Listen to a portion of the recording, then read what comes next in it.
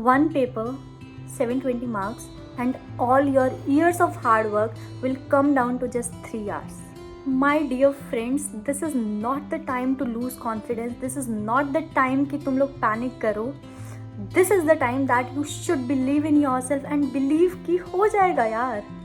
इतनी मेहनत करिए, क्यों नहीं होगा? So hello everyone, myself Kashi Jindal, a third year MBBS student in Dr. B.R. Ambedkar Medical College, Bangalore, and in the next few minutes I will be telling you the last day ultimate strategy for the NEET 2025, what you should do and what not to. So इसी के साथ let's get into the video. तो यार सबसे पहली चीज़ जो आती है ना, वो आती है confidence level.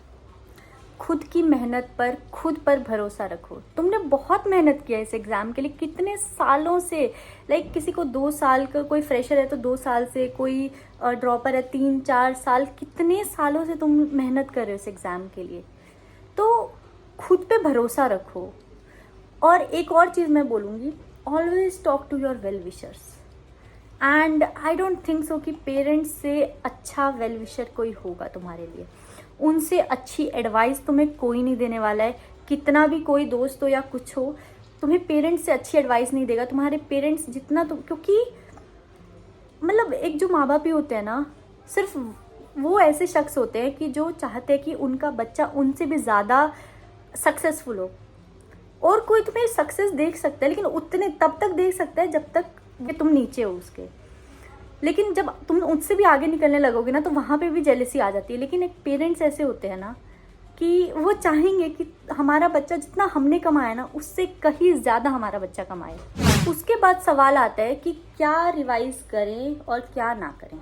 What to revise and what to left. तो यार ये तुम्हारे ऊपर है कि तुम्हें क्या रिवाइज करना है, क्या नहीं करना है. You are a student and you know, ठीक है, तुम स्टूडेंट रहे हो, तुम्हें पता है कि तुम्हारा पैटर्न जो है वो क्या रहा है. कि तुम लास्ट मिनट तक रिवाइज करते हो या फिर 1 डे पहले सब छोड़ देते हो. ठीक है, ये तुम्हारे ऊपर है कम्प्लीटली. अब बात आती है OMR की.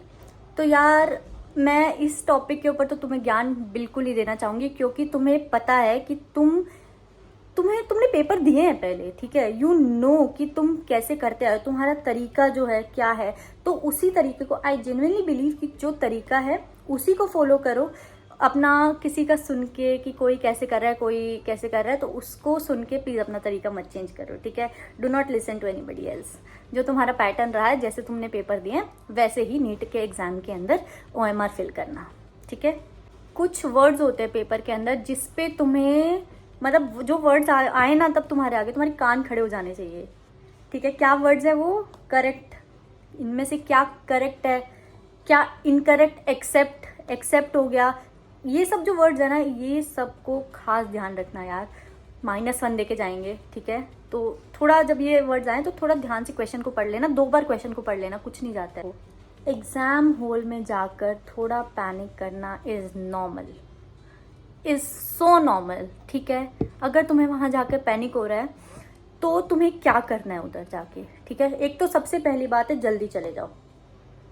तुम्हें क्या करना है उस दिन लास्ट मिनट तक, तो वैसे भी इतना, मतलब थोड़ा 1 घंटा पहले तो छोड़ देना. तो उधर जाके सबसे पहले तो एग्जाम हॉल में जाके बैठ जाओ, जल्दी जाके बैठ जाओ. थोड़ा वहाँ के एनवायरनमेंट से थोड़ा फेमिलियर हो जाओ.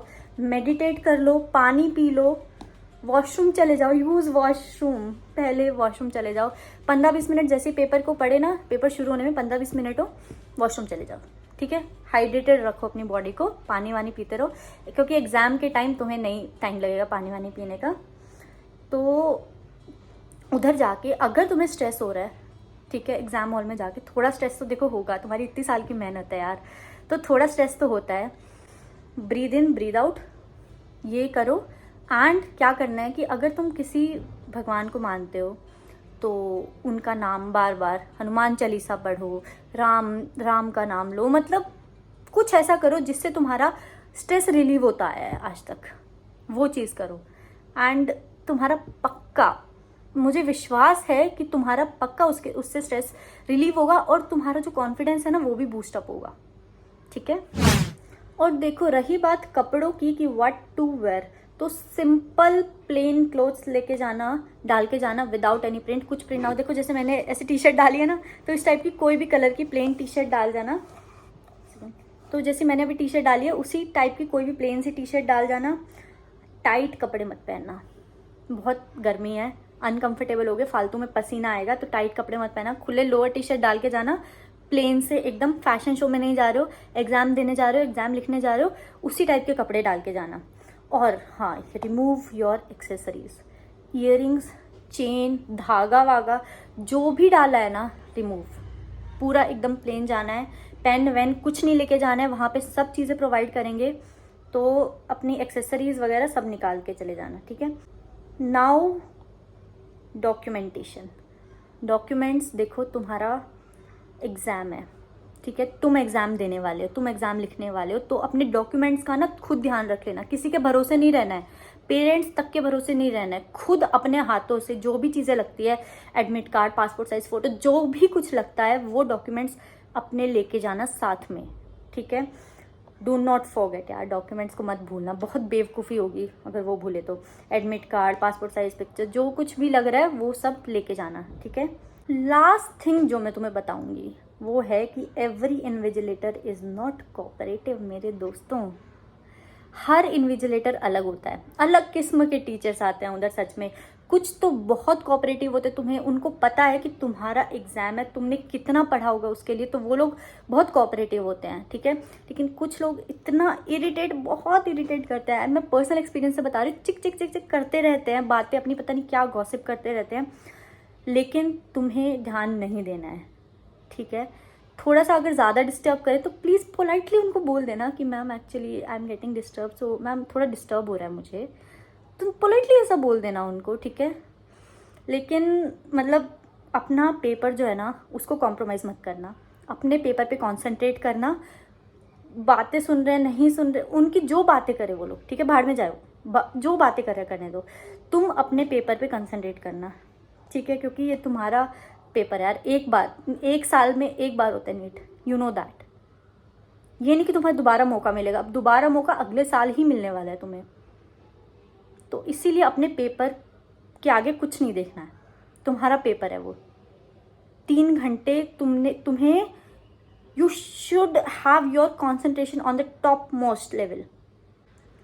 एंड लास्टली मैं बस यही बोलूँगी, मेहनत कभी ज़ाया नहीं जाती है, हमेशा मेहनत का फल मिलता है, चाहे किसी भी रूप में मिले, लेकिन मेहनत का फल ना पक्का मिलता है, ज़रूर मिलता है। तो इसी के साथ ऑल द वेरी बेस्ट, भगवान के ऊपर सब छोड़ दो, तुमने मेहनत करी है, फल मिलेगा, अब ऊपर वाला देखेगा, उसको जो ठीक लगेगा तुम्हारे लिए वही करेगा वो। एंड जस्ट पॉजिटिव रहो, अपने पेरेंट्स से बात करो, स्ट्रेस हो रहा है तो, एंड जस्ट ठीक है, बस अब ख़त्म हो जाएगा सब, ठीक है।